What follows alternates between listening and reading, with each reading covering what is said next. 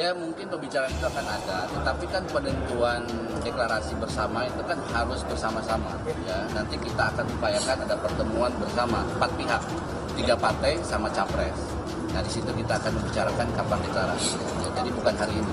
Walaupun ada disinggung-singgung hari ini, ya itu ini aja pemanasan aja. Pertimbangan terbesarnya itu bukan pada elektabilitas, soal kapasitas AHY, bukan itu. Kalau Demokrat nggak ikut koalisi ini bubar, itu pertimbangan terberatnya. Makanya yang mau tidak mau ya harus memasukin.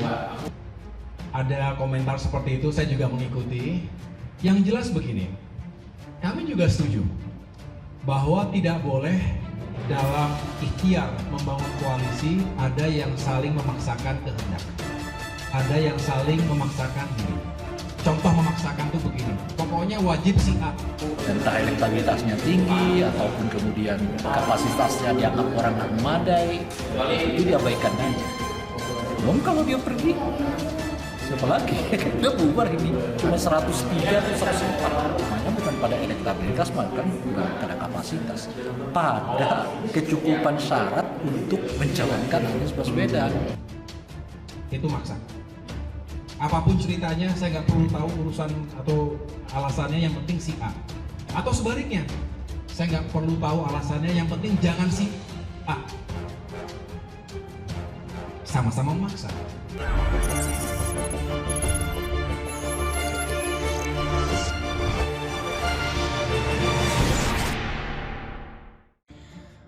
Nasdem dinilai tak mau AHY. Aher, Cawapres Anies. PKS berkata, kami sudah move on. Direktur Parameter Politik Indonesia, Adi Prayitno, menilai Partai Nasdem ingin berkoalisi dengan PKS dan Demokrat, tetapi tak mau Agus Harimurti Yudhoyono atau AHY dan Ahmad Heriawan atau Aher sebagai Cawapres. PKS merespon bahwa ketiga partai sudah move on. Ketiga partai PKS, Nasdem, dan Demokrat sudah move on step ahead.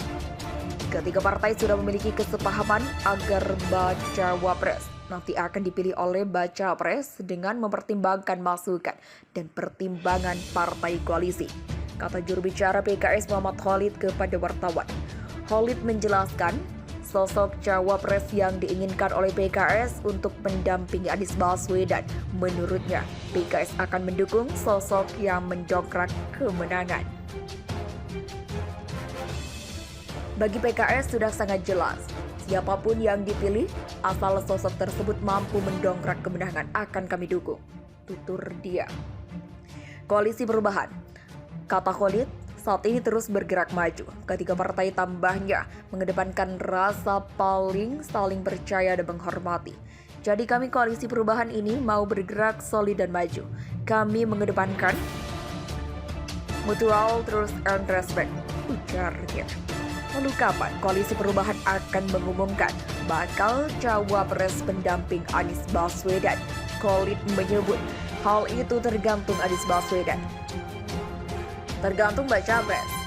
Saya kira yang penting saat ini adalah kami fokus menuntaskan proses internal masing-masing.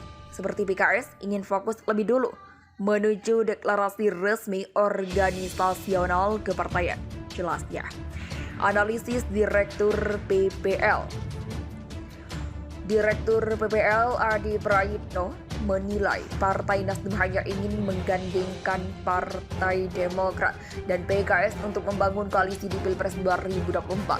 Namun di sisi lain, Nasdem dinilai tidak ingin Agus Harimurti Yudhoyono atau AHY atau Ahmad Heriawan atau Aher menjadi bakal cawapres pendamping Anies Baswedan.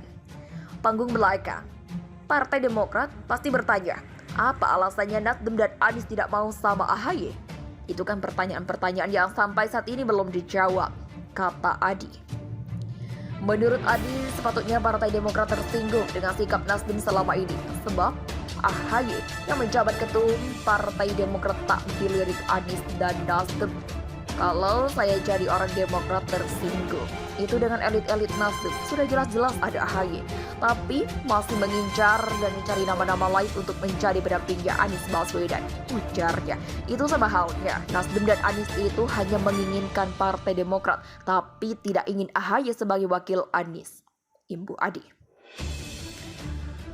Sementara itu, Ketua DPP Nasdem Effendi Khairi mengatakan Nasdem bersama Partai Demokrat dan PKS sepakat berkoalisi, sehingga soal silang pendapat isu cawapres Anies dinilai tak tepat. Perdebatan ini apa pentingnya? Karena kami bertiga ini sudah sepakat, kita akan jalan, ujar Gus Coy. Gus Coy mengatakan koalisi 3 partai ini tak ada friksi di panggung belakang politik. Sejauh ini, menurut Gus Coy, koalisi pro Anies berjalan biasa saja.